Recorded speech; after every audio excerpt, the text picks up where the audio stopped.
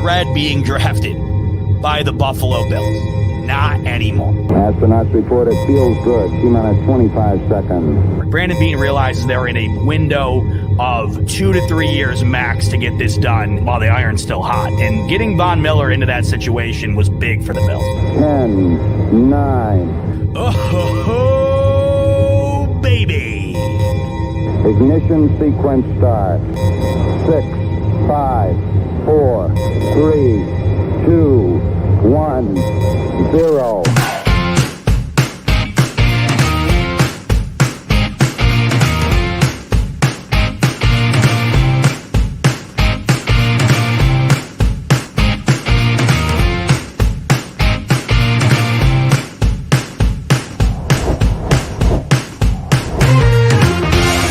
Great interview, guys.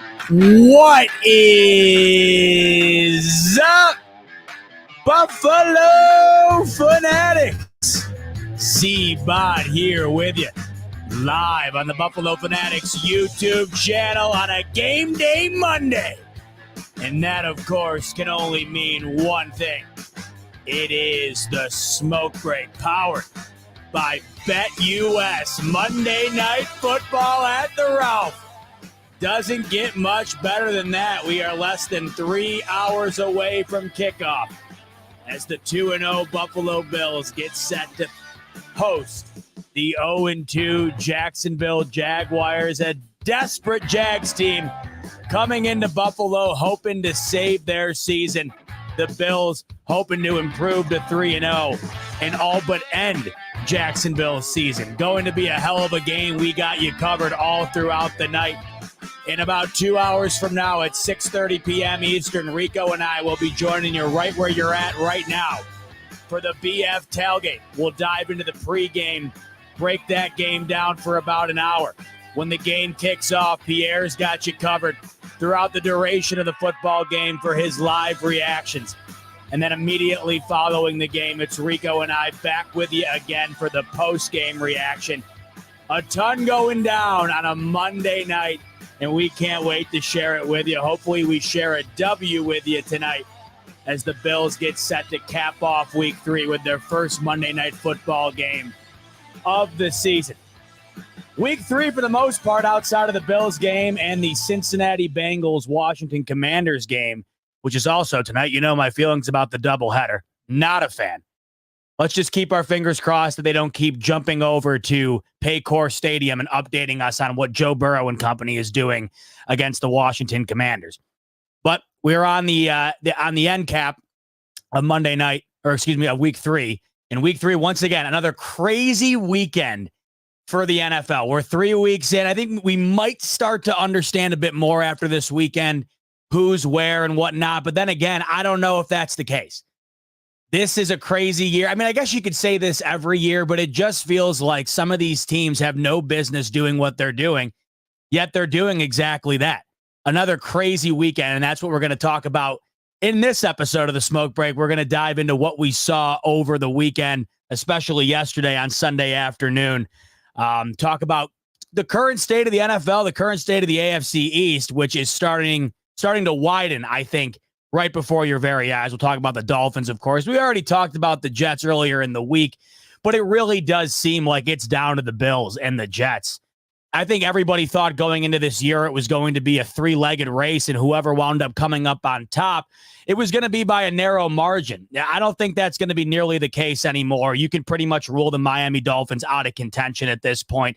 Got absolutely destroyed by the Seattle Seahawks. And what happened is exactly what I expected to happen when Tua Tagovailoa was put on IR. This offense could barely move the ball with him to start the season.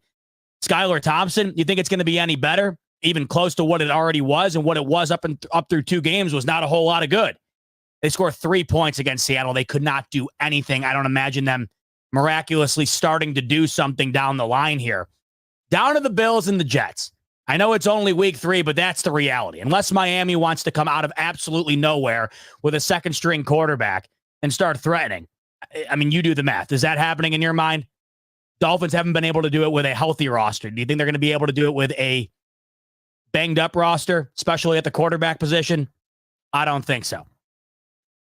Tons to talk about from this past week. And before we dive into it, though, let's talk real quick about the line for tonight's game between the Bills and the Jags. We'll head over to BetUS. A lot of money coming in on the Jacksonville Jaguars. The sharp bettors think this game's going to be closer than advertised, and I think that makes sense, right? We looked over the weekend here. A lot of teams were facing major spreads going into games as 6-point underdogs, 7-point underdogs, 5, whatever. Not only did the majority of those teams cover, a good amount of them wound up winning outright. We hope that's not the case tonight for the Buffalo Bills taking on the Jacksonville Jaguars, but it makes sense why this line is dropping. The Jags were at one point a 5.5-point underdog. As it stands right now, currently on BetUS, the Jags are now a 4.5-point underdog. This spread has swung a full point within the last couple of hours alone. So that just goes to show you where the market currently views this game. They view the Jacksonville Jaguars going into this game as a team desperate to get a W. You know the stat, 0-3 teams. One team has made the playoffs since starting 0-3, or after starting over 0-3 since 2000. 6 teams total since 1979. The season it virtually ends 3 weeks in if you don't get a W. That's why I think a lot of money's coming in on Jacksonville. It's also because these spreads throughout the year so far, the bigger ones at least, they've been closer than people had thought.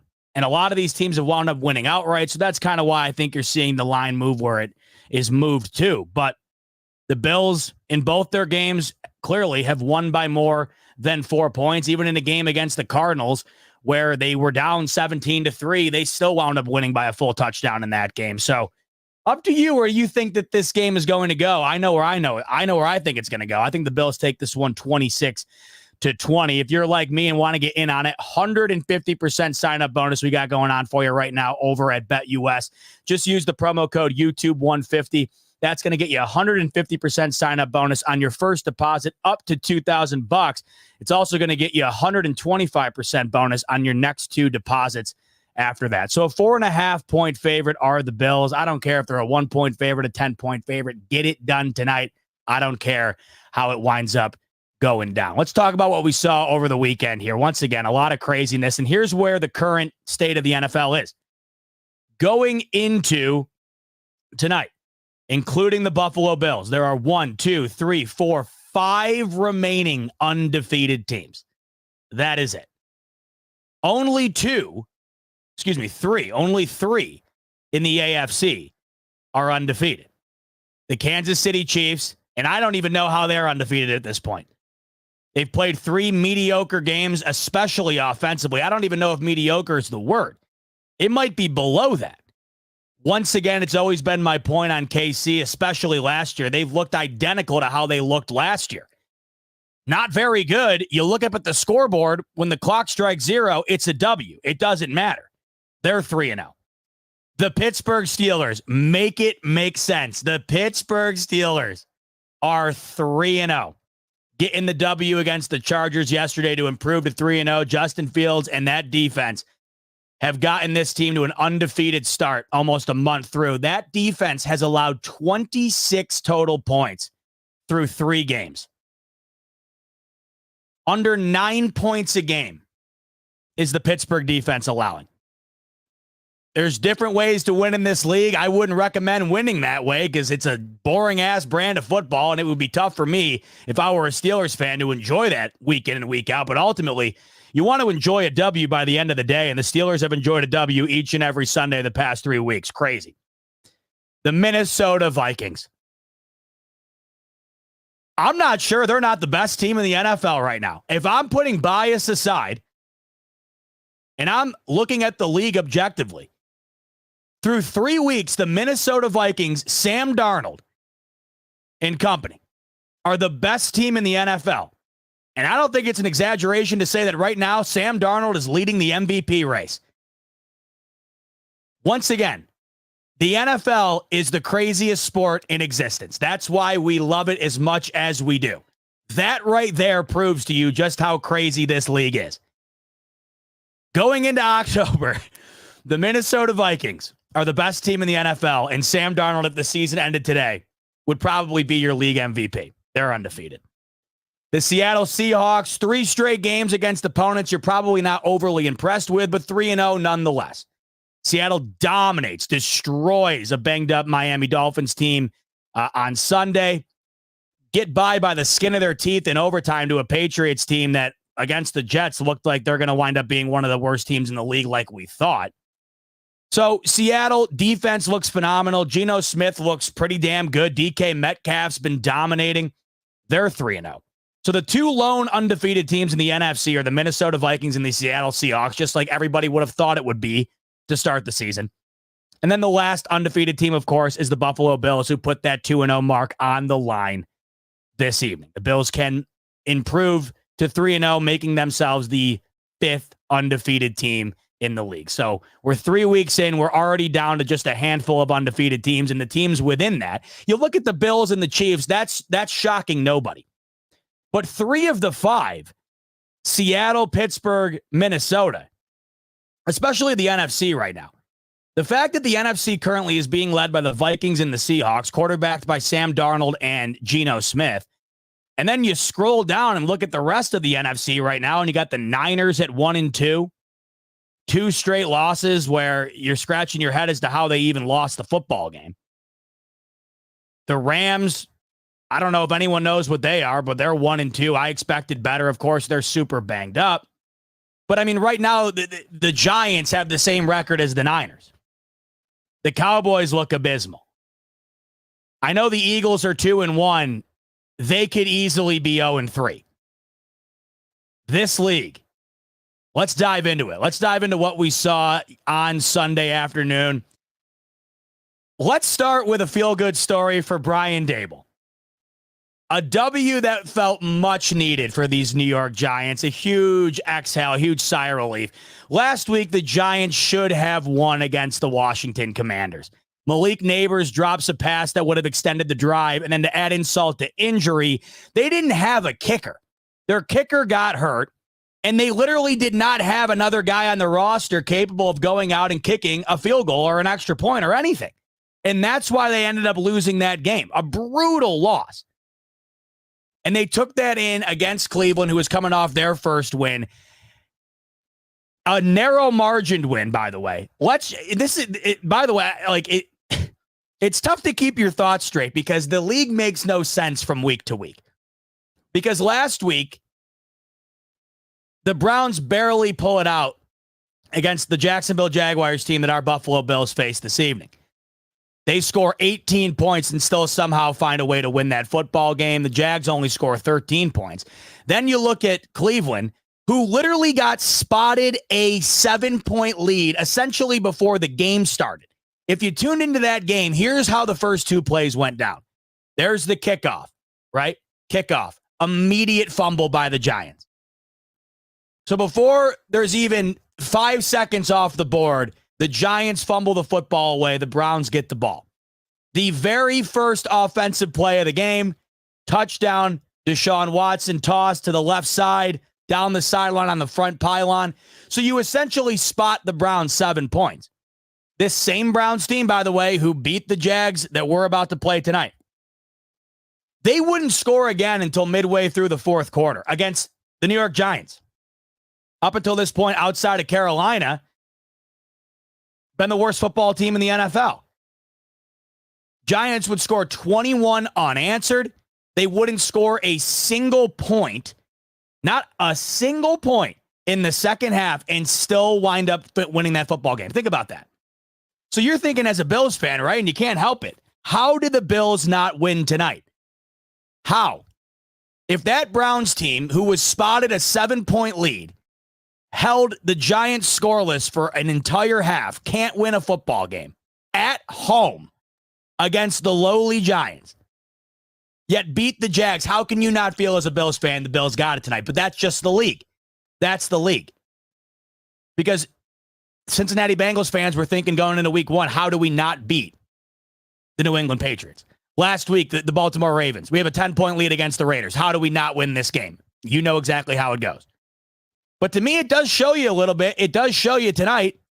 I've had a lot of people in the comments trying to tell me how much, better Jacksonville is than their record and their stats show you. Is that accurate? Is that true? I don't know. We'll see tonight. But you just got a pretty good representation of the football team that they lost to last week. That is not a good football team, the Cleveland Browns. I have no problem in saying I think the Cleveland Browns are the sorriest franchise in sports currently across all four major sporting leagues in this country. The Cleveland Browns are the sorriest sack of a franchise currently in existence. An absolute embarrassment. I feel so bad for that fan base.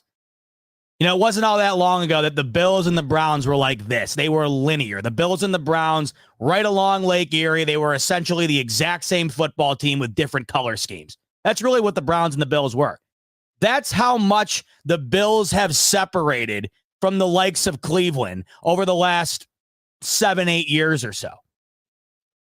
This Deshaun Watson contract is abysmal. Once again, sub 200 yards, 21 of 37. I know at the end he had a nice throw that could have, allowed the Browns to go down and win it. It was dropped. But what about, the rest of the game? Leading rusher for the Browns, right? I think Jerome Ford had 37 yards. This Browns team is just, it's nothing to fear. It's nothing to respect, in my opinion. Last year, they get to the playoffs with Joe Flacco. I mean, I'd be beyond stunned if the Cleveland Browns are fighting for a playoff spot by the end of the year. You watch this team on a weekly basis, and they do not look like a playoff team at all. And especially yesterday against the Giants team, I cannot get over the fact that this team was up 7-0 with a few seconds off the clock in the beginning of the ball game. They do not allow a single point in the second half, and they still wind up losing this football game. Absolutely crazy to me. But congrats to Brian Daboll and the New York Giants. A big win. Daniel Jones did not look bad in this game at all. And Malik Neighbors looks like he is going to be a bona fide top 10 receiver in this league. That dude was balling out yesterday. It's got buddies of mine who are Giants fans concerned that Malik Neighbors might be so good that Daniel Jones ends up sticking around longer than they'd like him to. That's how good Malik Neighbors is. 8 catches yesterday, 78 yards, 2 touchdowns. Easily the player of the game in that one. But Daniel Jones looked decent. 24-34, 236 yards, 2 touchdowns. And how about Motor? Motors looked pretty good through the first few weeks for the New York Giants as well. He got in the end zone. 21-15, Giants pull off the upset. I don't even know how much of an upset that is at this point. The Browns, to me, they're a joke. I don't think there's any other way to put it. Let's move on to the team that going into week 3, in my opinion, was the best team through 2 weeks. How could they not be? The New Orleans Saints, they had scored 91 points in 2 games. Crazy. That's why you were stunned yesterday to tune into the game in the fourth quarter, and it was 3-0. The Saints were up 3-0 going into the fourth quarter. A team in the New Orleans Saints who were scoring 40-plus points in back-to-back games to start the season. I believe that was the first time that's happened in essentially a lifetime. Back-to-back 40-plus performances to open up the season. Philadelphia Eagles come off of a terrible loss on Monday Night Football, had that game in the bag, blew it to Kirk Cousins and the Atlanta Falcons, and they were trying to avenge that at home. 12 points, a measly 12 points.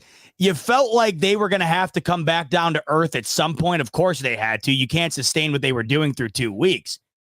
But you weren't expecting, I think at least, how they looked through 2 weeks to fall from grace this badly, especially against the Philadelphia Eagles team, who seems so susceptible to allowing teams to pretty much dictate football games. Philadelphia over the last, if we're combining the second half of last year in the early part of this year, they have not been the Philadelphia Eagles that we've known under Jalen Hurts and that stout roster. Credit to them, though. They got it done yesterday. That young defense who did not look good at all at the final the final drive of that game Monday night wound up costing them the game to some degree against the Falcons. Didn't look great at all against the Packers in week 1 despite the W. They showed up yesterday. Saquon Barkley, he's got to be the biggest addition to any football team thus far through the first few weeks here. The dude has been essentially the entire team for the Philadelphia Eagles through 3 weeks. I don't know what the Eagles would be had they not made the acquisition for Saquon Barkley. He had 17 carries for 147 yards and 2 touchdowns yesterday. The dude has been absolutely money for Philadelphia, including a 60-yard touchdown run yesterday, the longest I think he probably had since he was in Penn State. He's around an incredible roster, something he never had, not even close to having in New York, and he's taken advantage of it. He pretty much won the football game for these Eagles yesterday. Eagles improved to 2-1. They don't feel 2-1. They don't feel 0-3. They don't feel 3-0. I don't know what the Eagles are, but they're 2-1 nonetheless. That's a weird team to me, the Eagles. Any given week, they can be the worst team on the field. They can be the best team on the field. But as of late, they've been closer to the worst. Despite only scoring 15, they get it done against the Saints team, who you would have figured, 15 points allowed to the other team. That's a guaranteed W. Didn't end up being the case. So through 2 weeks, if there were two teams that you had very comparable, right? Two teams where you were waiting for things to come back down to earth for, or with, it would be the New Orleans Saints, which we just talked about, and of course the Minnesota Vikings. Those two teams seem to be outplaying expectation through 2 weeks, especially the Vikings. I mean, you see Dallas Dallas is what they are. We know what Dallas is. Dallas is a fraud in all caps. I've been calling them the NFC version of the Miami Dolphins for the better half of 2 years now, and you know why. When the lights are the brightest, that's when they fold. So is it really that big of a shock that the Saints absolutely destroyed them last week? Probably not.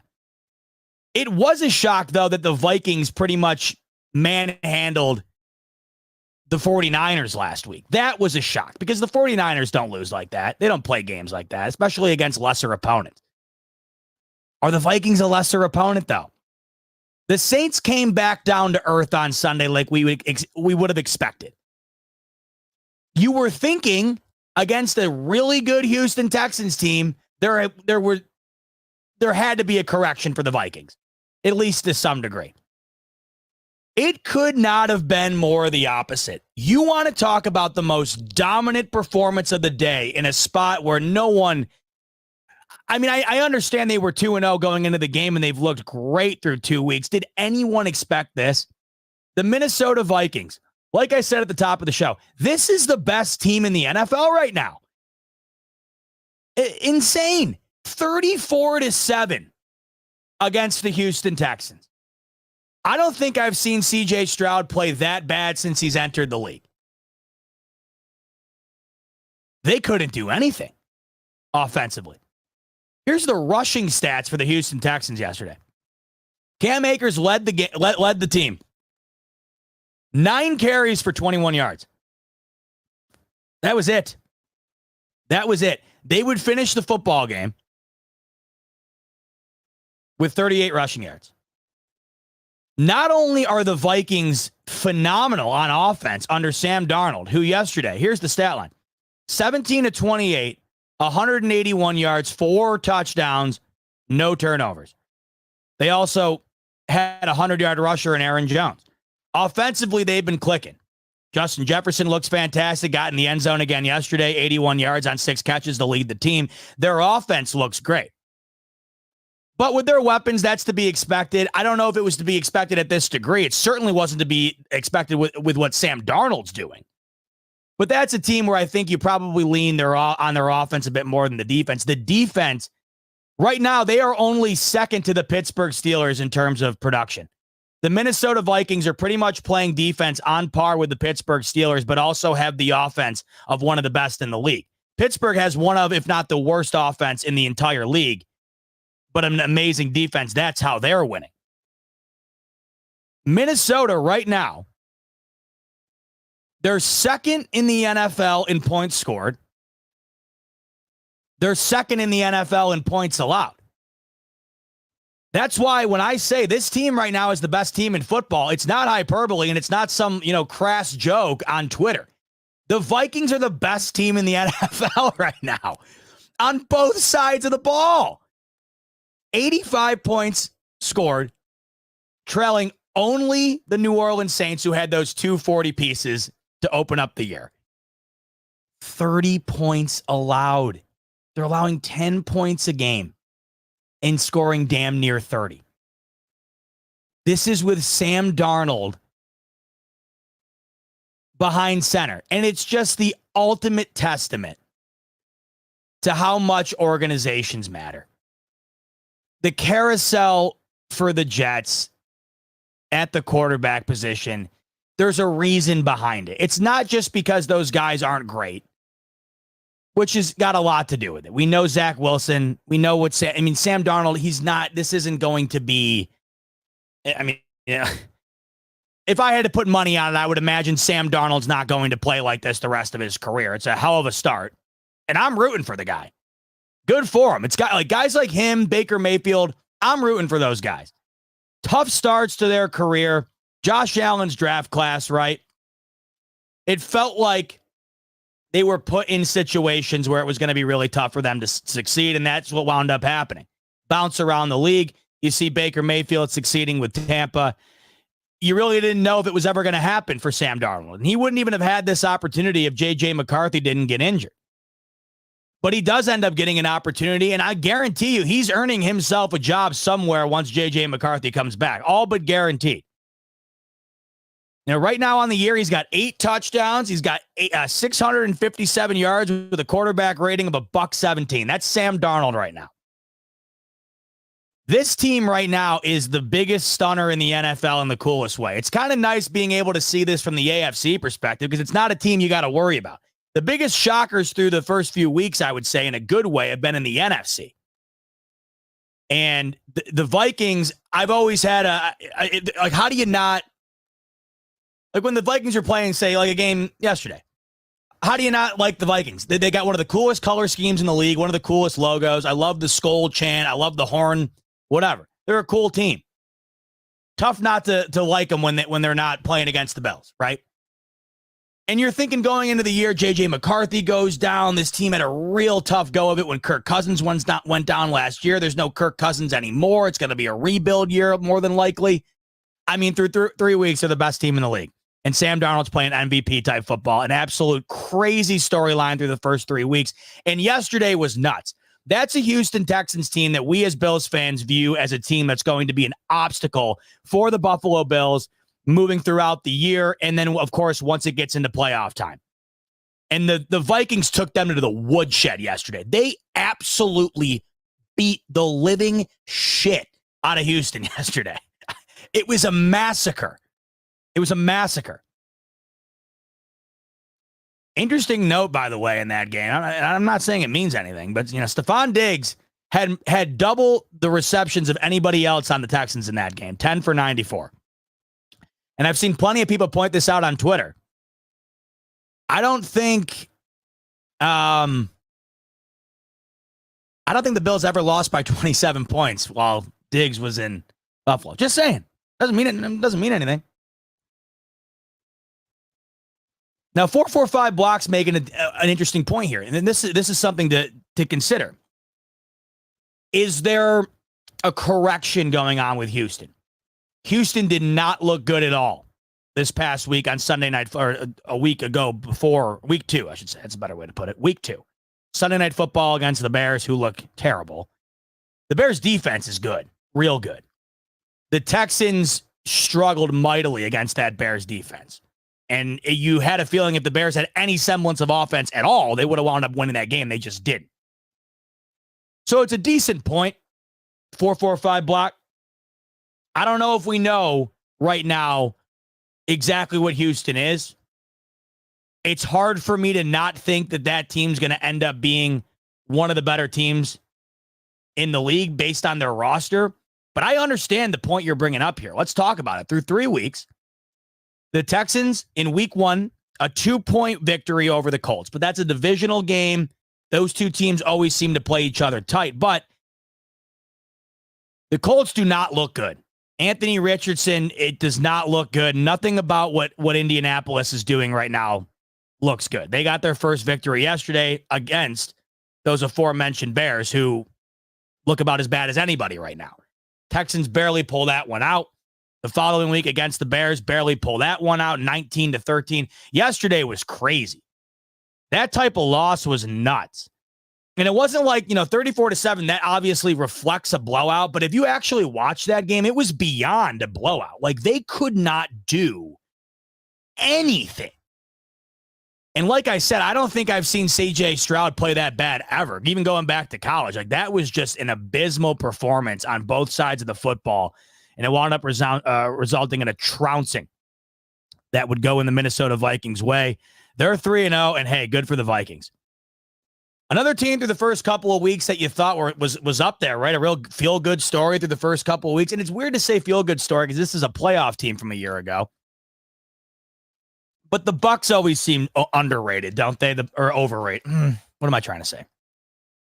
Underrated's the word. The Bucs are a playoff team last year, right? They fought with Detroit hard in the divisional round. They beat the living hell out of Philadelphia in the wild card round. They do feel a little bit underrated, a bit overlooked, I guess, with Baker Mayfield. And I just think that that's a team that's better than advertised. And they started the year 2-0. They got that big W last week against Detroit. So you're thinking going in against a rookie in Bo Nix, who hasn't looked great through the first couple of weeks. They hadn't won. The Denver Broncos just had not looked good through the first couple of weeks. Once again, this league, it make sense. You understand upsets, but it's the way that these games are going down. Like, you'll see upsets and they shock you, but then you look at the score and you're like, oh, all right, well, it must have just been one of those days. Bo Nix and the Denver Broncos go into Tampa and they beat the living shit out of Tampa Bay, 26-7. And that, of course, is without Bo Nix throwing a touchdown pass. 3 straight weeks now without a touchdown pass for him. Finally, a rookie quarterback threw a touchdown pass yesterday. Caleb Williams, I believe, had 2 of them. I think he had 2. Yeah, he had 2 of them yesterday in a losing effort. But up until yesterday, no rookie quarterback had thrown for a touchdown yet. Bo Nix still hasn't. So despite that, they scored 26 points, and that was enough to win by 19 against the Tampa Bay team going into that game undefeated. They stifled Baker Mayfield big time, 163 yards, forced a pick. Denver Broncos are on the board. That's a team that you looked at that game and you're like, 0-2, they're going to fight hard, whatever. This is why it's like tonight going in with the Bills. Everyone says it's cliche that the desperation factor adds to a football game. They say it's cliche. I think it's certainly something. I mean, the amount of these teams yesterday that were clearly inferior to their opponent, that wound up overachieving, that were 0-2. I mean, think about it. The Giants, I don't know how inferior they are to Cleveland, but through the first few weeks, I think it was inevitable that they were they would have been inferior to anybody that they played yesterday. And they wind up getting the W. The Broncos 0-2. They're clearly inferior to Tampa Bay. They win 26-7. The Vikings aren't inferior to Houston, but they're not 34-7 type victory. The Packers, right? We'll go to that game. The Packers. Malik Willis. This is a team that in the beginning of the year lose with Jordan Love, and you're thinking, man, this could get ugly quick because they lose week 1 to Philadelphia, then they lose Jordan Love in that game. You then have to pull Malik Willis into the starting role. They didn't sign him until after the full rosters were set. He's 2-0, and they dropped 30 yesterday against the Tennessee Titans, who, oof. I don't know how there hasn't been a quarterback change yet in Tennessee.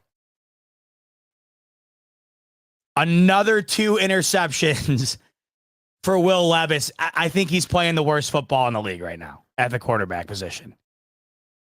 He is the most reckless player I think I've ever seen. And he's putting like vintage reckless Josh Allen to shame. Because there's a difference. When you're reckless but also make incredible plays, you can tolerate the recklessness to some degree. Will Levis is just reckless. And once again, contributes to another loss for the now 0-3 Tennessee Titans.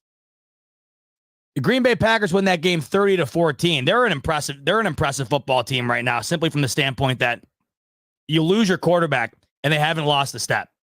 Matt LaFleur is a hell of a coach. Hell of a coach.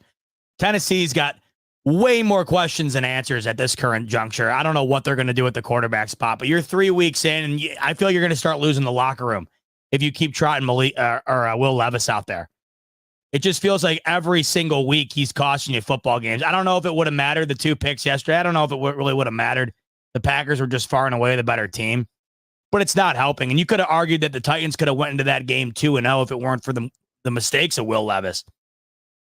I don't know what's going on in Tennessee, but terrible start to the first year without Mike Vrabel.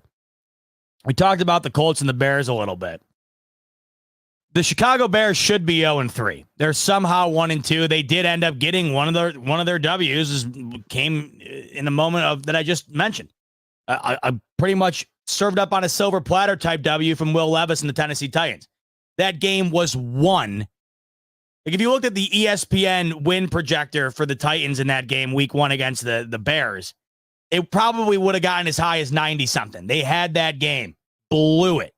And Chicago somehow won in that game despite, I think in that game, Caleb Williams had less than 95 passing yards, and I'm not sure they scored an offensive touchdown in that game, and they still wound up winning. The Bears, this is a team, and this is why you always have to go back to the age-old saying that the games aren't played on paper. Because if they were, you would think the Bears would be looking like one of the better teams in the league, despite having a rookie quarterback. That rookie quarterback is supposed to be a phenom. He was supposed to be an instant plug and play, one of the best prospects we've seen in some time. Then you look at the offensive weapons that they have, not to mention their defense is up there with the best of them. This team should very much be 0-3. Yesterday, they looked as bad as ever again offensively, and they lose to a Colts team who's had a really tough start to the year. I mean, Anthony Richardson in this game goes 10 for 20 with a 50% completion percentage, 167 yards, and 2 interceptions, and they still end up winning the ballgame. Caleb Williams, and this just shows you, this right now just goes to show you the dysfunction in Chicago. Your rookie quarterback should never, ever be throwing the ball 52 times in a game. This is Caleb Williams' 3rd professional start, and he throws 52 balls. Now, yeah, he had 363 yards, 2 touchdowns. Yeah, that's great. You know that there's a problem, however, if you have to throw the ball 52 times with your rookie quarterback. And it's not just the fact that you're throwing it that much. You're throwing it that much behind an offensive line that looks like I'm out there starting for it. That might be the worst O-line in the league right now. There's an image going around on Twitter. The Bears ran like a jet sweep in the red zone, and there's a screenshot of it. Every single Bears offensive lineman is on the ground. Every one of them is just laying on the ground. And as Block's coming in and mentioned, no run game. I mean, that certainly isn't helping either. Their leading rusher yesterday was Rashawn Johnson for 30 yards. This is a narrowly margined football game. It wasn't like they couldn't run it or couldn't attempt to run it. They just could not get it going. You know, Callie's saying that Caleb is not that good. I mean, obviously through 3 weeks. No, I don't know who would be good behind that line right now, though. It's got to be really tough to make the adjustment to the league behind a line that's absolutely getting blown up each and every snap. But when you are a generational talent, when you are a prospect that's expected to save the franchise, and Rico and I talked about this a bit last Friday with the Bryce Young situation. When you are drafted into a situation that's not great around you and the expectation is you have to save that situation, it usually doesn't go very well. There's no patience at all. The Bears have never had a franchise quarterback. I mean, I'm talking like literally ever. One of the most storied franchises in the sport. They've literally never had a top-tier quarterback. And they move off of Justin Fields. And the irony in that is, Justin Fields isn't playing insanely great right now, but he's playing well enough to win. He's doing what he's got to do to win. The irony in that, of course, is you got him over in Pittsburgh doing enough to win. They're 3-0. Because, right now, the Pittsburgh defense, it surely is the best in the league. But the Bears defense is about top 10. And you'd never know it because the offense is just doing them no favors. The Caleb Williams situation, it'll be an interesting situation to watch as it evolves. But this is where it gets tough. The evaluation of these guys early on, because you just don't know. But I will say, outside of the line, you got some incredible pieces around you. You got DeAndre Swift, you got Rome Odunze, Cole Kmet, DJ Moore. I know he didn't play yesterday and he's still hurt, but you got Keenan Allen, who will be back off injury at some point. There isn't a lack of guys on this team, that's for sure. That's why we all had high expectations for Chicago going into the year. On paper, this team is loaded. I mean, for God's sake, Nick Wright had them going to the Super Bowl. This team's lucky to win 7 games. Maybe 7 games. Primarily due to the offense. The jury can't rule a verdict on Caleb Williams just yet, but it's about as rough of a start as you can find.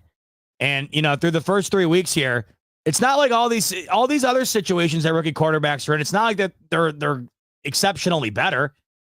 The Commanders aren't a good football team. The Broncos aren't a good football team. I would argue right now, Caleb Williams, he's not playing as well as Jaden Daniels. He's not playing as well as Bo Nix.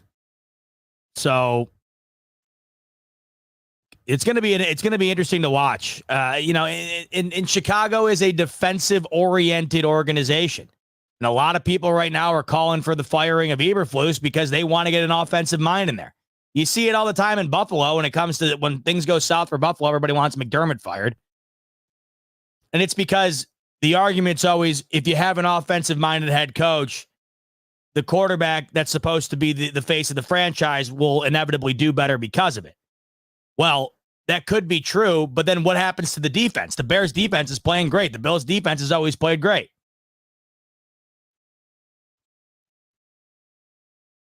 I think it'll be a time will tell situation. But once again, us even talking about it right now in this way just goes to show you the expectation that comes from being a prospect like Caleb Williams going into an organization as mediocre as Chicago has been for essentially forever. We talked about the Steelers a little bit earlier. One of the 3 undefeated AFC teams currently remaining, doubling up the Chargers yesterday. Justin Herbert gets hurt. The MRI came back today as negative. I think it was an ankle. He should be all right, but even before he went down, did not look good for the LA Chargers. This Steelers defense is as good as it gets. It's amazing. Year in and year out, they are as good as it gets. This is the stats yesterday. The LA Chargers had 168 total yards of offense. 168 total yards. 107 passing yards. 61 rushing yards. Less than 4 yards per play. Their defense had been playing pretty damn well, and the Steelers' offense, who we know is no better than the next one, probably had the best day of the year so far for that organization. 346 yards. Justin Fields, one of the better performances of his career, 25 of 32 for 245 and a touchdown. Najee Harris looked pretty good. They had that major passing touchdown to Calvin Austin. I was wondering how the Chargers were going to handle this game. They were 2-0 through the first couple of weeks, and I don't know how much we could have made of that, right? This new look Chargers with Jim Harbaugh, they start out 2-0, and you're wondering what they really are, right? Because the first 2 weeks they played the Raiders and they played the Panthers. So it was really tough to get a pulse on what that team was based on the competition. And you knew, hey, going up against the Steelers team that's never easy to play. Defense is incredible. Plus, it's in Pittsburgh. Let's see what these Chargers got. Well, what they had was a whole lot of nothing. 10 points. Going into that game, J.K. Dobbins was leading the league in rush yards. He had 15 carries for 44 yards yesterday. So that's just a testament to how incredibly good this defense is for Pittsburgh, especially when T.J. Watt's healthy. They are just a machine. But J.K. Dobbins was leading the league substantially going into the game on the ground, and they held him to 2.9 yards per carry. Doubled up the Chargers yesterday. Pittsburgh Steelers, one of the biggest shocks in the league thus far. They improved to 3-0. Where should we go next? By the way, yesterday, the games yesterday were awful. The play on the field yesterday was so bad. Like throughout the league. GQ Bob coming in, by the way, with the super chat. Appreciate you, GQ. Saying, LFG, let's effing go, Z-Bot. You better believe it, baby. We're like 2 hours from kick. I'm stoked. Hour away from Rico hopping on, and we'll talk about the game. Yesterday was gross. Gross. Quarterback play, abysmal. A slew of blowouts. First 3 weeks here have been odd. The quarterback play is bad. The rushing is clearly dominating the offensive game plan for a lot of these teams. Defenses look better than ever. And a lot of these games just look sloppy. I don't know if that's because of the diminishing practice schedule and the diminishing preseason slate. Maybe. I don't know if it would directly result in this. This was bad yesterday. Some bad football.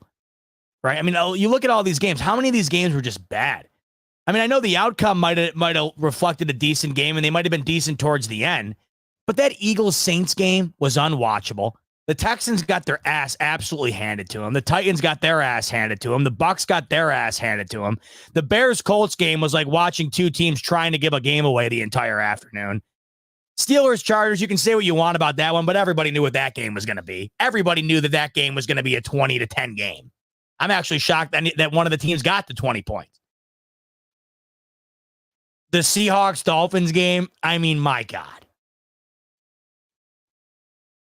Folks, it's over. It is not that you needed me to tell you. You didn't need me to tell you. You saw it last week. You saw the season for the Dolphins end last week against the Bills, which another point I want to make. The Bills have not played a game in what feels like 7 years. This is the next game after the Dolphins game. Does it not feel like that Dolphins game? Think about all the stuff that came out after the Dolphins game. The Dolphins game, then the Tua injury, all the talk about Tua retiring stuff. Does that not feel like that was 3 lifetimes ago? The Bills haven't played it down yet since. Tonight will be that night. It has felt like an eternity. But we knew that eternity ago when that game did occur that the Dolphins season was done. This team does not have the genetic makeup within the organization to overcome something like what happened to Tua. They just don't. They don't have that mentality. That is not I don't know if mature is the right word. It's not a tough football team. It's not a mentally tough football team. And they looked like they gave up. As soon as Tua went down against the Bills, they gave up. They gave up. They barely tried to do anything when they put Skylar Thompson in once Tua went down. Did it not feel like the end of that Bills game against the Dolphins? It felt like both teams were just essentially taking knees on both sides. Once they'd get the ball, they'd run a little bit here, run a little bit there, punt, run a little bit here, run a little bit there. The Dolphins pretty much took a knee on the ball game. And it felt like they did this yesterday, too. This offense, though, I guess the point here, despite my thoughts on Tua, I had said that this offense will not be able to do anything without him. It's completely built around him and his ability to get the ball out quick and facilitate the ball to Achane, Hill, and Waddle. And when you take away his ability to get the ball out quick, when you take away his ability to facilitate, be the point guard for some of the better weapons in the league, when you take all of that away, plus the ability to be creative when you're with a backup quarterback, Mike McDaniel, considered to be one of the more creative guys in the league, you just knew it was going to be a shell of itself. But even this was somewhat shocking as to how much of a shell of itself it really was. 3 points scored in a 24-3 loss to Seattle. It should have been worse. Seattle probably should have won this game 40-3. Skylar Thompson had 107 yards. He had 107 yards. I got a feeling you could put just about any quarterback out there. You could take any quarterback from the FBS level, any quarterback playing college football right now. You could have thrown him in yesterday, and he could have thrown 19 screens to Devon Achane, and he probably would have gotten to 100 yards. I just knew the second that Tua went down that everything was going to crumble. Think about it. Things were already bad. They were already bad with Tua. The Dolphins through 3 weeks, they're the only team in the NFL who has not had a lead in the game. The only lead they had came as time expired against Jacksonville in week 1. They have not had a lead throughout the duration of the football game through 3 weeks. They're the only team in the NFL.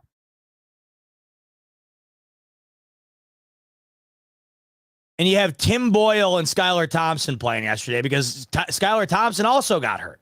So now you're down to the third string.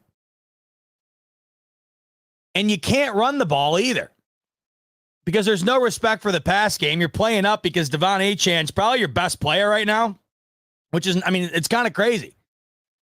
With the names on that team, Devon Achane's probably the best player on that football team. And he only had 30 yards on the ground yesterday.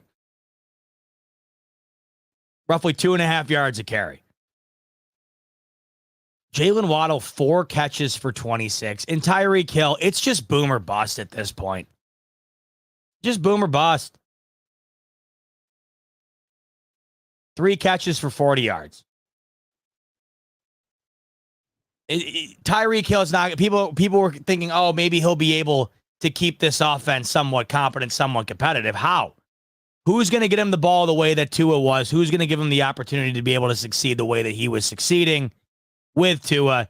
This team's cooked. It's over for the Dolphins. I don't even know. Let's take a look at their schedule, by the way, coming up here.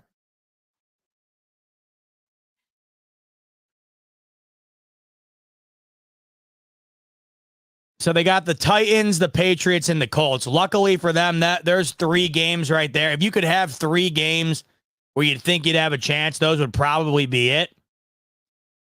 But I don't know. The way that they played yesterday, I don't know how they get a W in any of them. But then again, the way the Patriots looked against the Jets, the way the Titans have looked, and the Colts do not look good at all. They'll probably steal one there. But regardless, even if they do, in terms of this team being what people thought they'd be, and that's a team competing with the Bills for the AFC East, it's over. It's done. It's over for the Miami Dolphins.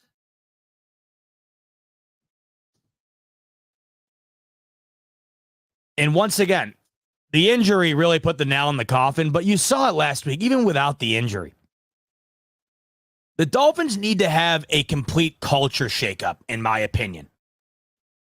Because that's a team, it's just like Dallas. It's just like Dallas. The same things are going to continue to occur if you have the same pieces in place. Every time the Dallas Cowboys are in a big game, they get demolished. Every time the Dolphins are in a big game, they get demolished. That's systemic. That's from the top down. And that just doesn't change overnight. It's a culture thing. Mike McDaniel, say what you want. I mean, I like Mike McDaniel. I like him. I think he's funny.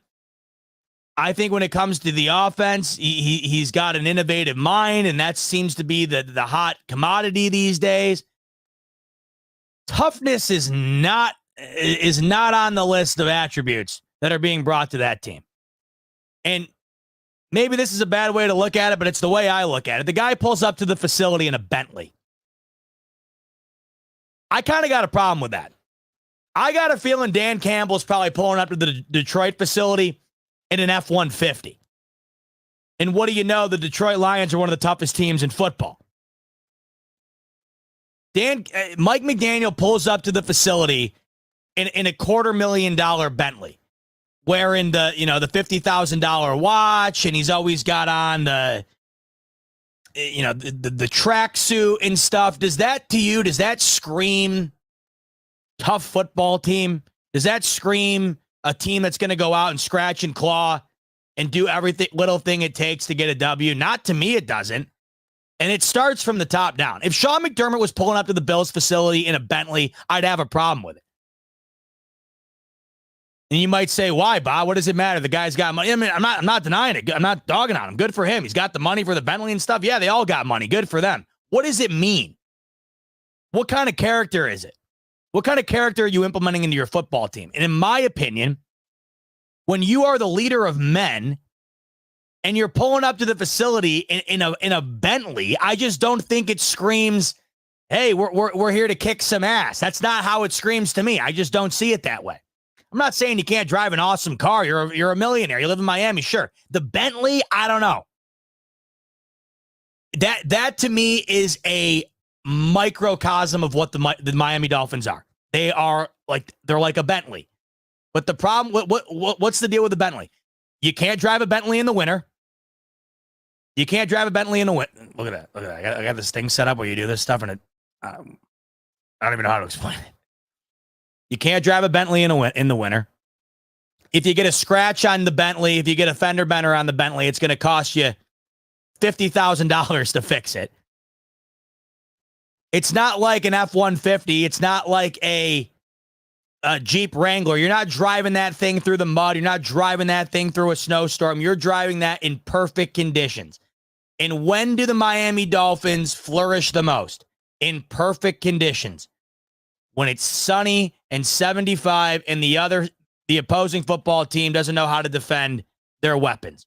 But when you're going to Kansas City, when you're going to Buffalo, when you're playing a stout defense, they never show up. Just like the Bentley. I think that there needs to be a major culture change in Miami in order for that team to get to where they think that they are. At least before Tua got hurt. And I'm starting to see some of these Dolphins fans come around. Good for them. I've been seeing a major public outcry for the rehiring of Brian Flores. I have been seeing a major public outcry in a sense of apology almost for the way that Brian Flores was treated on the way out the door. And I know the whole thing came out about his relationship with Tua and how bad it was. And some of it is on Brian Flores, surely, of course. You know, he didn't do the things necessary to build that relationship with Tua. I think that wound up severing things between him and the franchise. He has a lawsuit currently out against the NFL. There's a lot of things there. But that team had an identity with Brian Flores. They were a much tougher football team, mentally at least, and I would say physically. That's not the case now. So I think the Miami Dolphins have a lot of looking in the mirror to do. The flashiness that Mike McDaniel brings to the table, it looks really good in those perfect conditions. But when it's not set up for success, they never seem to be successful. And I don't think yesterday is just because Tua is not in there. Look around the league. The Green Bay Packers are facing the exact same situation the Miami Dolphins are. The exact same situation. QB1 down. Okay. Tough luck. This absolutely sucks. How are we going to respond? The Green Bay Packers have responded with a 2-0 stint, dropping 30 on the Titans yesterday and doubling them up with Malik Willis.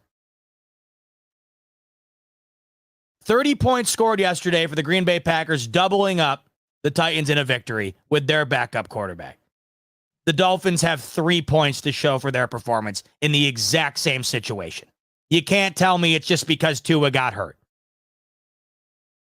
Because it's not true. The Vikings, are they the best example on the planet? J.J. McCarthy goes down in training camp.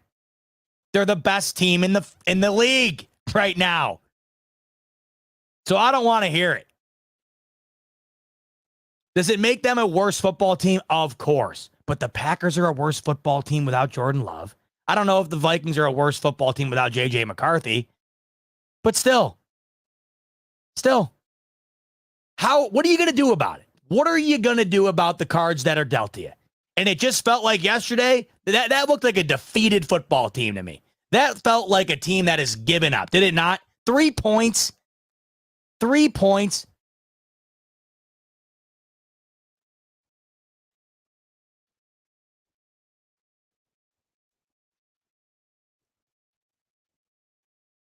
Speaking of what are you going to do about it? Carolina, you're the worst team in the league. What are you going to do about it? All right, well, for starters, Dave Canales, new head coach, first year as the head coach. He says, tough decision, but something's got to be done. We're benching Bryce Young. And if you were on with me and Rico on Friday, I said the script is in.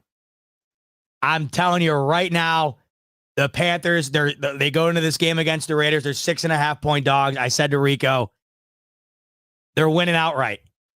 The script, the Andy Dalton script is in. The Buffalo Bills legend himself, Andy Dalton, should be a Wall of Famer at the new stadium. Damn it, I'll die on that hill. I don't give a shit. I've gotten in an argument with a million people about that. Nobody would be upset if Andy Dalton came and retired as a Bill and they gave him a little spot in the stadium somewhere. I wouldn't. And I could find you 1,000 people who wouldn't either. What are you going to do about it, Carolina? Well, they're going to put Andy Dalton in, and he's going to look like the best quarterback in the league this past weekend. So this Las Vegas Raiders team, who last week is down by 10 to the Baltimore Ravens, finds a way to overcome it and win. They allow 36 points to the Red Rifle and the Carolina Panthers. Just to give you some perspective, through the first 2 weeks with Bryce Young, the Carolina Panthers scored 13 total points. They nearly tripled that point total in one game with Andy Dalton. Andy Dalton's stat line yesterday, 26 of 37, 319, and 3 touchdowns, and that inspired a team-wide display of dominance, especially offensively. 437 total yards of offense for these Carolina Panthers. Chuba Hubbard went absolutely off, 21 carries for 144 yards. He also dominated in the pass game as well for 5 receptions, 55 yards, and a touchdown. And they finally had a dominant performance from a wide receiver as well. 8 receptions for 122 yards for Deontay Johnson. Andy Dalton looked incredible yesterday. Unbelievable. It's so weird that this stuff happens all the time. Like you bench a quarterback, and all of a sudden the team just plays incredible the following week. You fire a coach, all of a sudden the team plays incredible the next week. This was definitely going to be an outlier, but it's clearly, it goes to show you. I know it's only one game, but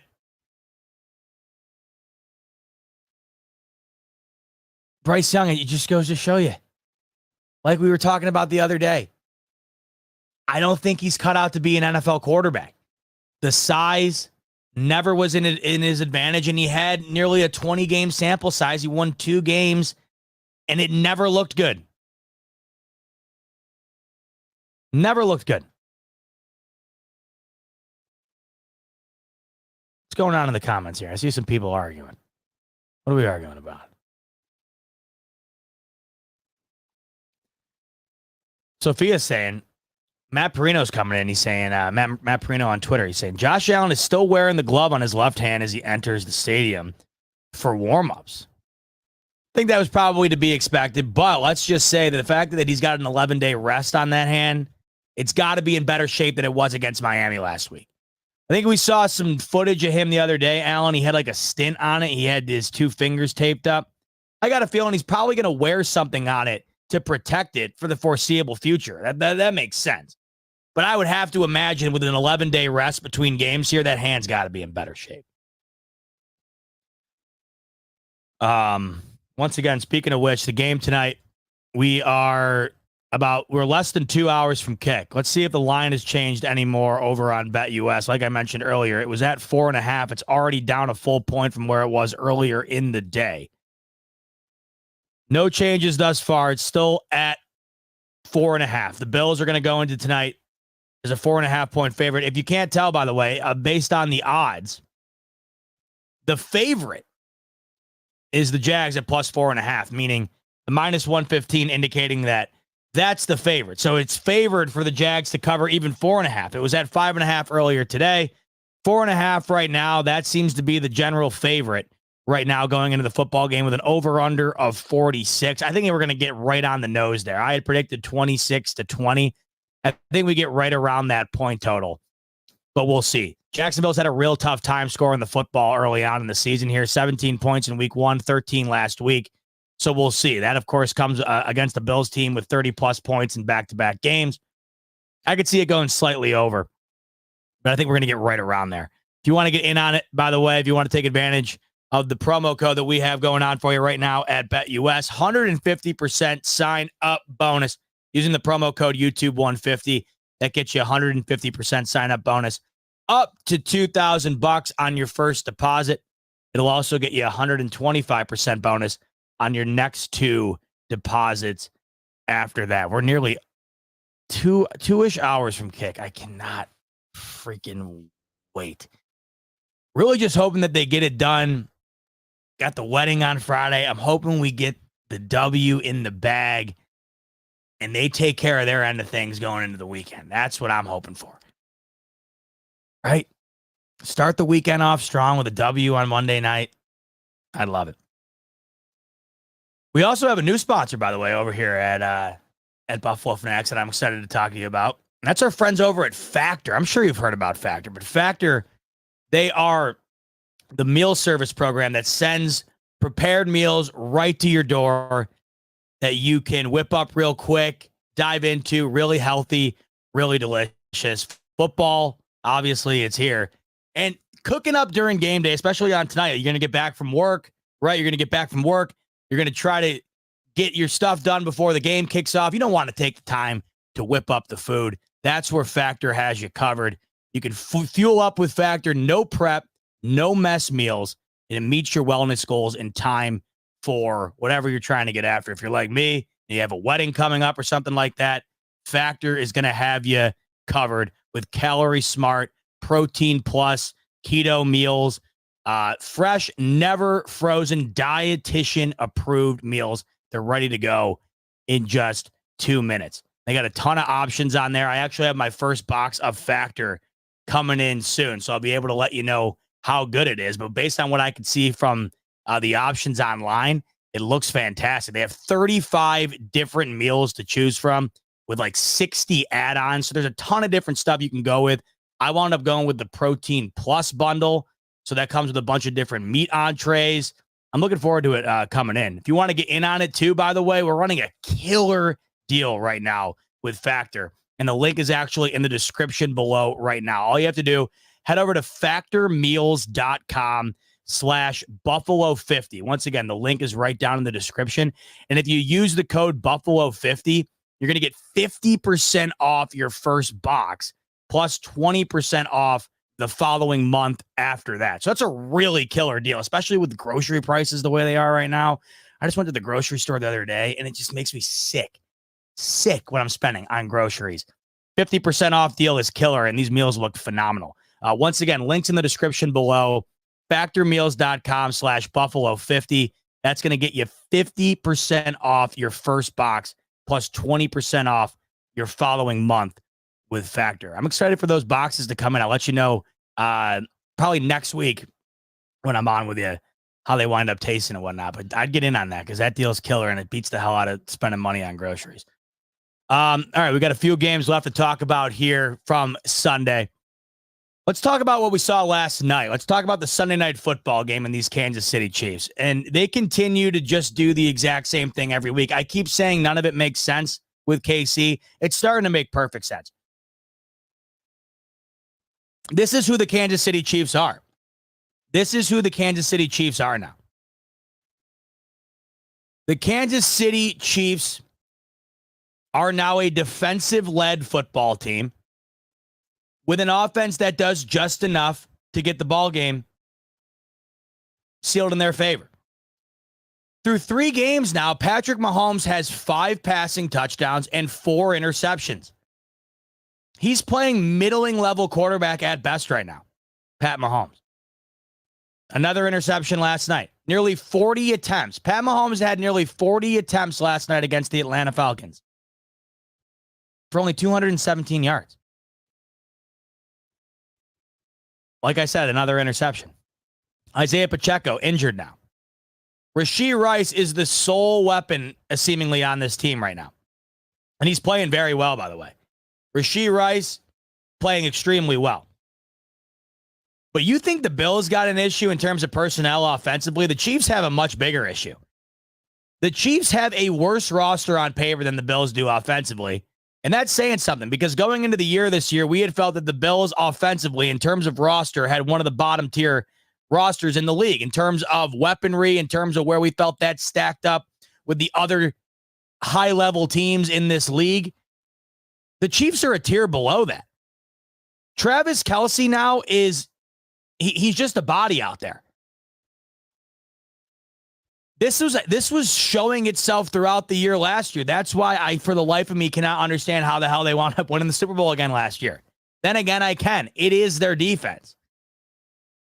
This defense is right up there with the best of them. On any given Sunday, this defense could be the best in the league. They hold Atlanta to 17 points last night. Atlanta goes right down the field their opening drive. They score 7. They don't score. They barely score the rest of the way. They get a touchdown in the second quarter. They don't score a single touchdown in the second half, only 3 points. And the defense showed up when it mattered most at the end. The final 2 drives, Atlanta very easily could have won this game. The second to last drive, they get all the way down near the end zone. Third and a couple yards. Throw it to the end zone. Say what you want. Probably should have been a pass interference call, but of course, it wasn't. Nothing new there. I mean, are we shocked? Last week against the Bengals outplay the Chiefs for pretty much the 60-minute duration of the football game. At the end, pass interference call. It was the right call based on the way it looked, right? But they did get the call. Last night, it was basically the exact same type of interference. There was no call. It's just the way that things go for the Chiefs. I'm not saying people want to say the rig is in or the Chiefs get the benefit of the doubt every single time on purpose. I'm not a believer in that, but I am a believer in the fact that this team does have the cookie crumble in their way, whether it's a call here or a play here. They're like the Patriots. I keep saying they're just like the Patriots dynasty. Everything just seems to fall in their way. It's not like it's being done on purpose. It's just the way it goes. It's like divine intervention. Everything just seems at the end of the day to fall in their favor, whether they earned it or not. They could easily be 0-3. They're 3-0. And Mahomes said it himself. He said, we haven't played good in all 3 of these games. They haven't. He hasn't played good at all. 5 touchdowns, 4 picks. Last week against the Bengals might have been his worst game as a pro. They won the game. Last night they win it again. And Atlanta had 2 drives at the end to win it too. And the defense comes up in both of them. Third and like 4 or 5 or whatever it was. Like I said, I thought it was pass interference. They didn't call it. They go for it on 4th down. Was that the right choice? I don't know. But that's what the Chiefs do to you. Mind games. If they would have kicked a field goal there, gotten a stop, and then at the end would have been able to be in spot for Koo to kick another field goal, they would have won the game. But when you're playing the Chiefs, it's usually, well, we got to go for it here because I don't know if we're going to get the ball back. Mahomes will just end it. It's this psychological warfare that seems to constantly cost other teams. Another W where you're just sitting there and you're like, man, I don't think that they're as good of a football team as I thought they were. And then it doesn't matter. It's just W. They're 3-0 and they haven't played well at all. I mean, defensively, they're as good as it gets. Offensively, that is a middling, mediocre offense right now. Travis Kelce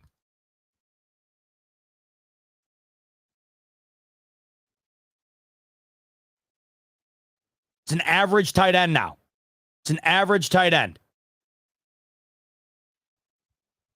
Their only player offensively really doing anything for them is Rashee Rice. They scored 22 points last night. 26 last week. Got to that 26 point mark off the pass interference. What more can you say?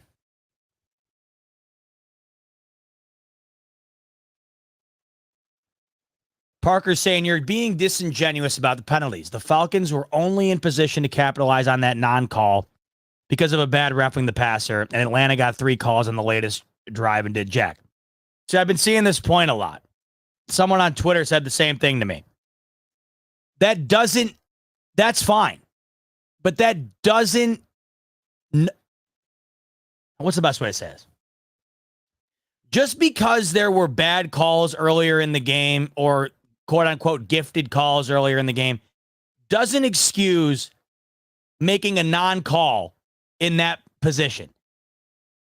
Because if you go back and look at it, the pass interference that should have been called on that pass was more egregious than that of the pass interference last week against the Bengals. I totally see what you're saying, Parker. Right? The ebbs and flows of the game. The refs are never going to get it 100% right. There's always going to be blown calls. There's always going to be bad calls. Doesn't it just always feel, though, like the Chiefs always get the one call that winds up being the biggest?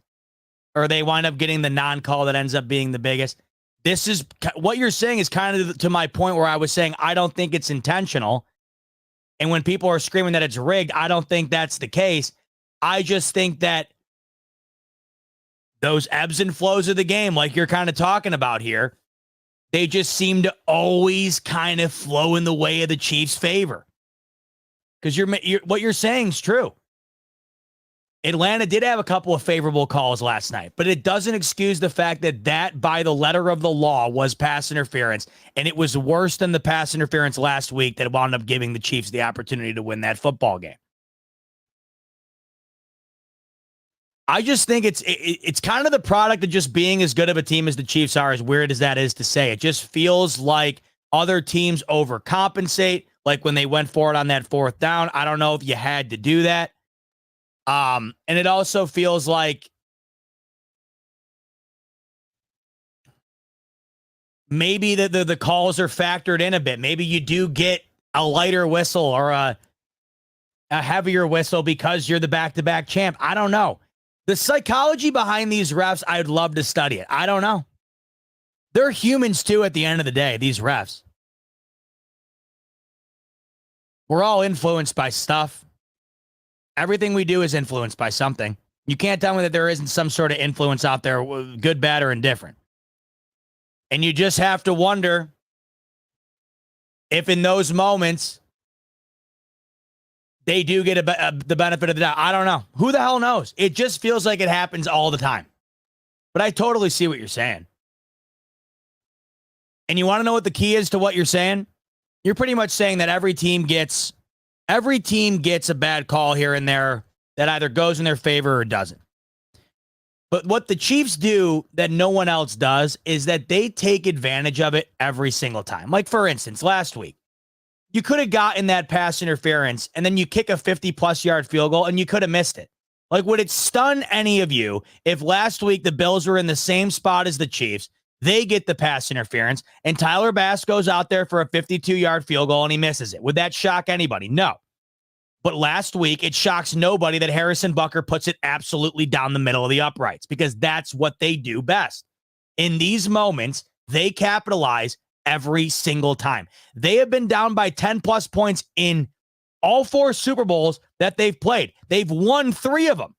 I believe they've been trailing in every fourth quarter of every Super Bowl they've played, too. They've won 3 of the 4. Regardless of the penalties, regardless of the situation, whatever, they just find a way to win every single time. They take advantage. And what you're saying here, or what you're saying, is that Atlanta had the opportunities and they didn't take advantage. That's 100% accurate. It's 100% accurate. You know, you sit here and this is why every time you watch the Chiefs play, you're like, how do they win? How do they win? The other team doesn't do it. It's the same thing I say every single time. It's the little things. It's the little things. The Chiefs always do the little things well. Even when they don't, they do it a little bit more than you did. Even if they're not clicking entirely, at the end of the game, you can almost always look back, right? You can almost always look back and say, they did that little thing more.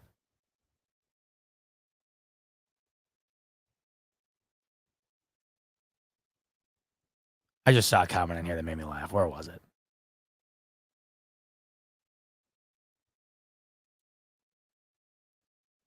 Somebody's basically said that I'm incentivized to not talk about the NFL being rigged. Where is this?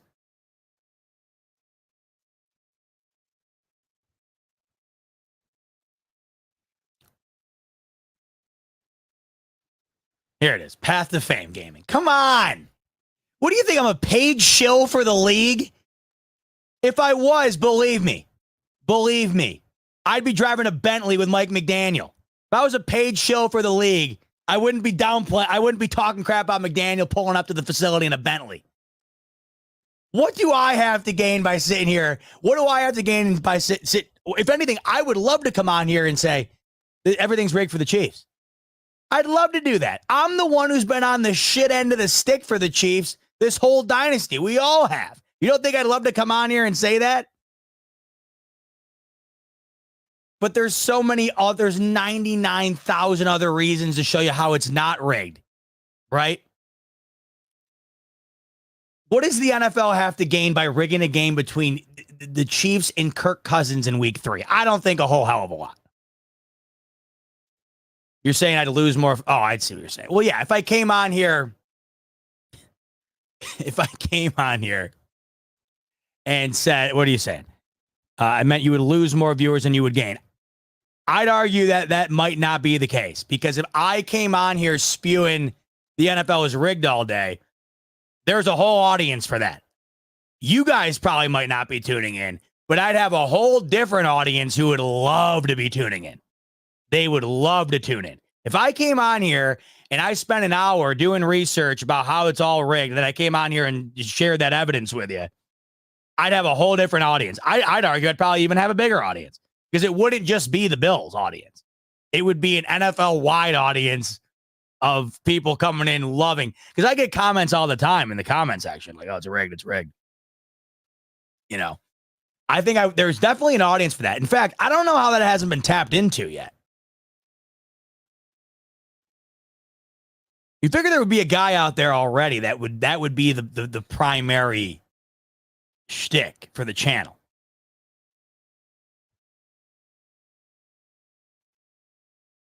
What else are you guys saying?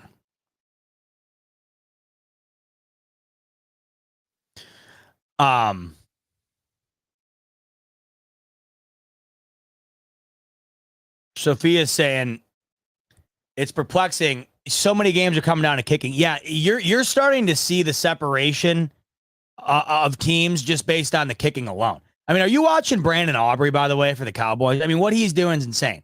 What did he make yesterday? A 65-yarder? I mean, the Cowboys aren't good enough to take advantage of how good he is. But I would kill to have Brandon Aubrey on this football team right now for the Bills. So many of these games are coming down to the wire. You have got to have that at your disposal. The Chiefs do. And that's one of the reasons why they're as good as they are as well. In tight games, they have a guy they can rely on wholeheartedly.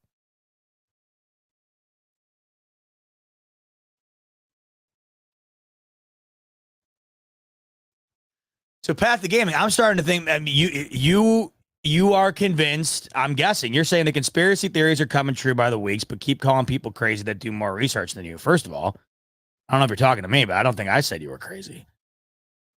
Nobody loves a conspiracy theory more than me. You guys have no idea. I love that shit.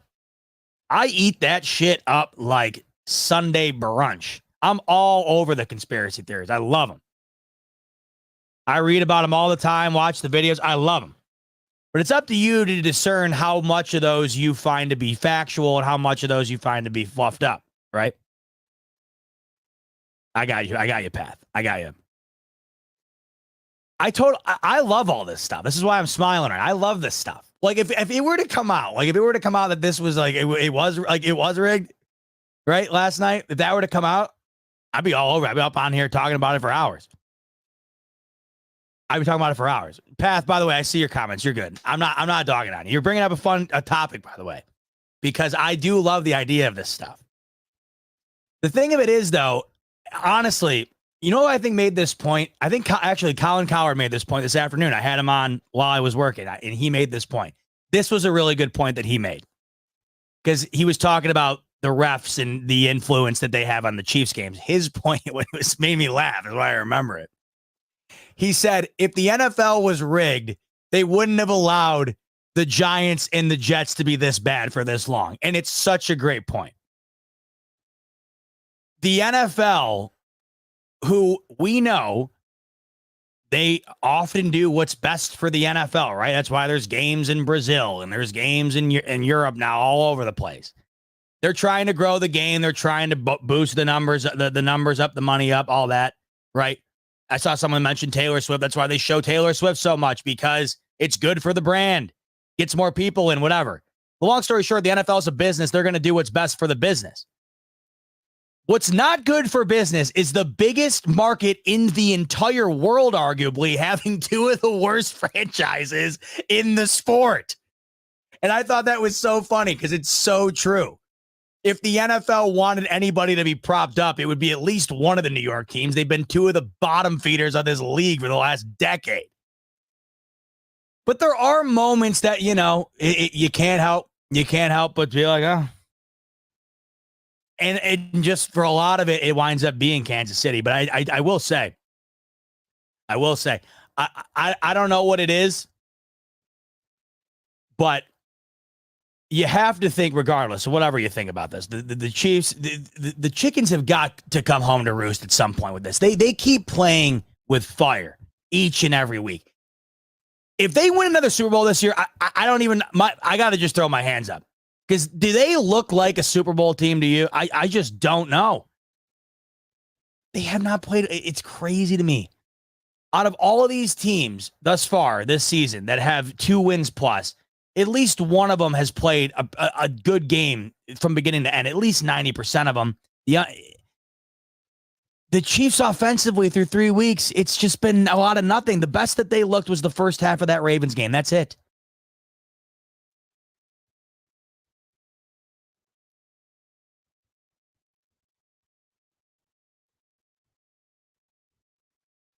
We're going down a crazy path here in the comments. I didn't think this is where we were going. But then again, once again, if you ever needed an example of what the Chiefs do to us mentally, here it is. We're in the comments right now.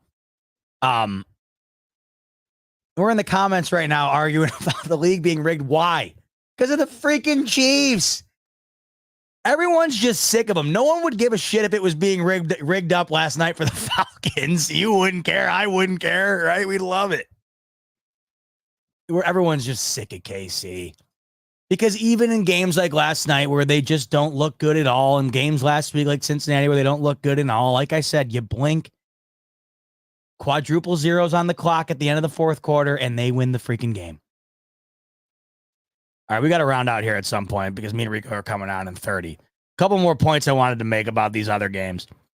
I don't know what the Lions are. Cardinals did not look nearly as good this past weekend against the Lions as they did against the Bills and the Rams, obviously. Lions do end up getting the W. They improved to 2-1. I haven't been impressed by the Lions through 3 weeks. Still 2-1, but haven't looked like the Lions I thought they'd look like early on here. Jury's out for me on the Lions. I thought they were going to be maybe the best team in the NFC this year. Not looking quite like that just yet, but they are 2-1. Cardinals offensively, not nearly what they were the first 2 weeks. Big regression between this past weekend and what they look like against the Rams. How about those Rams, by the way? As banged up as they are, the Rams, easily the most injured team in football right now. They stole that game from San Francisco yesterday. I have no idea how they wound up pulling that game off.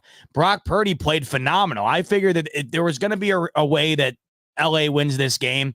It's because Brock Purdy's without CMC, Debo, and George Kittle, and that would be the reason why he didn't play well. Therefore, that would be the reason why the Niners didn't play well and they would lose. That's not the case. Brock Purdy looked phenomenal yesterday. One of the better games I've seen from him. 22 of 30 for 292, 3 touchdowns, no interceptions. Jordan Mason ran the ball about as well as he has been. Juwan Jennings, holy shit. Randy Moss type day, 175 yards, 3 touchdowns. They lost the football game. Huge W for the Rams. Once again, it's back to the point we were talking about earlier. These teams being faced with 0-2, desperation. They had to have that game yesterday. The Rams somehow pulled it off. I don't know how they won that game. That was one of the more improbable finishes of the day yesterday because the Niners had that one locked up for the majority of the game. ESPN final predictor, the analytic predictor that they have, the graph, that had the Niners, I think, at like a 92% chance to win that game in the fourth quarter, wound up losing it. And then the game of the day, the game I was talking about all week long, Ravens-Cowboys. A lot of people are happy that the Ravens won that game, so they have a win going in against the Bills next weekend. I get it. I'm fine with it. I think we saw.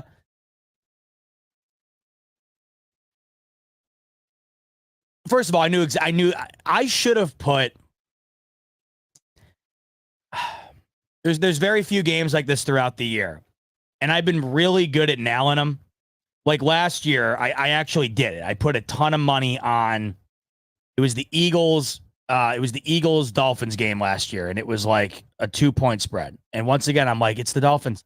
It's a big game. It's in Philadelphia. There is no way in hell the Dolphins are winning this football game. Put a ton of money on the Eagles. Eagles win the game. Yesterday, this was a 1-point spread. I should have sold my car, the house, everything I had, drove to the book, or went on BetUS and put down every dollar I had on the Ravens. This was the easiest bet you could have ever made. It was so inevitable. The score does not reflect it. Once again, though, the Ravens, I can't believe how good they are at trying to lose games. Like, it makes no sense. This is their MO anymore. The Ravens try to lose football games at the end. The score does not reflect what this game was, though. The Ravens beat the ever-living piss out of the Cowboys. The Cowboys defensively are terrible. Awful. They allowed 274 rush yards. Honey, give me a hug. You gonna watch the game at work? Love you, sweetheart. Last night at work. Last night at work before the wedding, right? Are they throwing you a party? No, they already did. Oh, they already did. That's right. They're gonna throw me a party? Oh my God. She's knocking shit all over the place, breaking stuff. Woo. Go Bills. Bills. You gonna be keeping track? What time is it? 7:30. You got lives to save. I understand if you can't tune in. Love you, honey. Bye.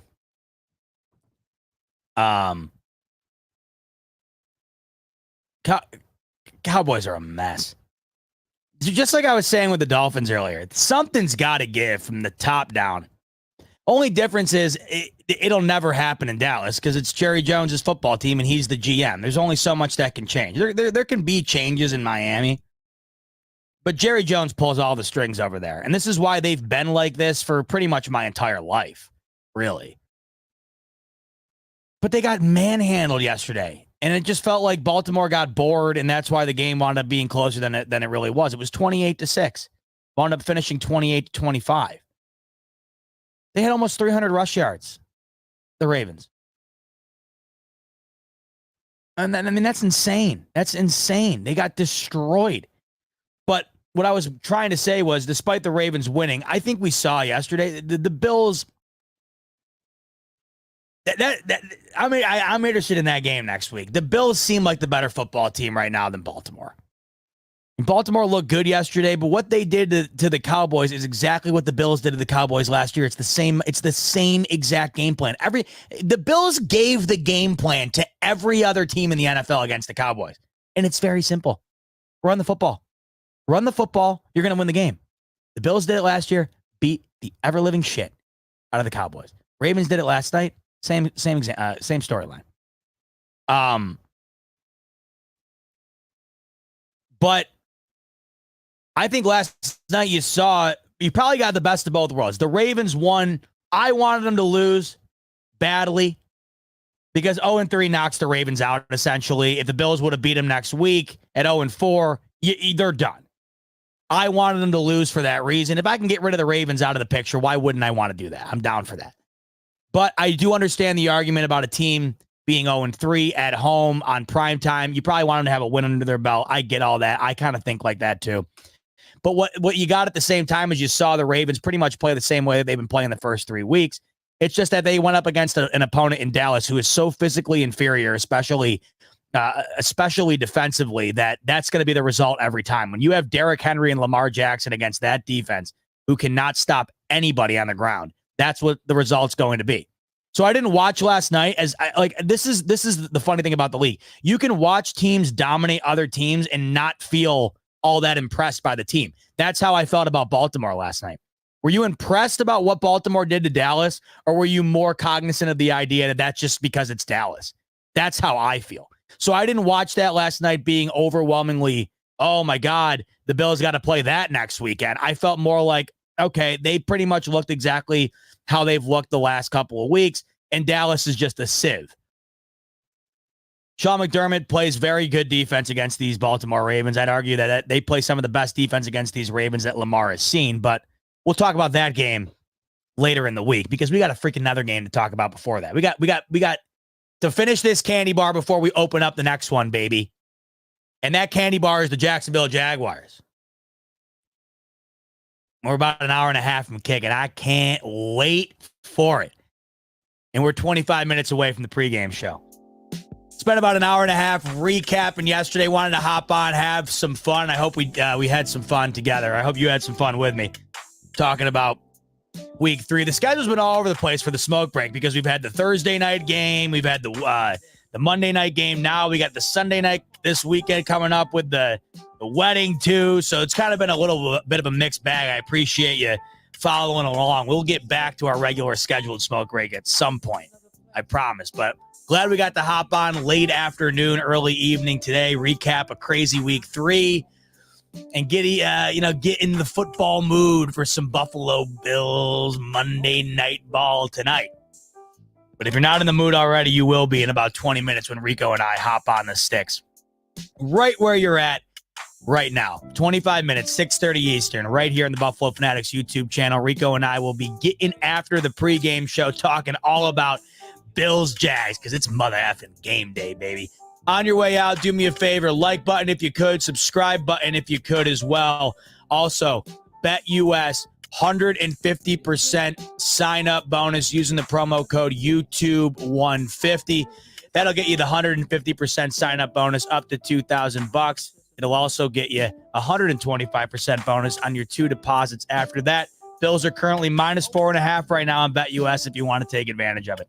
See you in about 25 minutes with my main man, Rico. Can't wait to dive into Bills Jags. We'll talk to you in just a couple of minutes. Till then, go Bills.